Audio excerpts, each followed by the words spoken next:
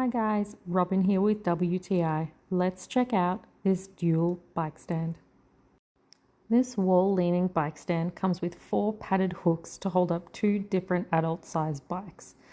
With a quick twist, you can adjust the hooks to the appropriate level for each bike you're intending to hold up. It's really easy to change. Once you have those in place, all you need to do is go ahead and lift your bike and place it onto the hooks.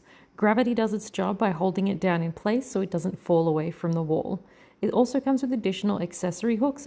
I really appreciate the fact that I can keep everything I need for my bike riding in one spot, such as my helmets and backpacks. Talk about space saving. It can make your garage go from this to this. Look how beautiful, neat and tidy and less space these 2 bikes take up. I absolutely love this bike stand and it keeps everything neat and tidy and in one spot.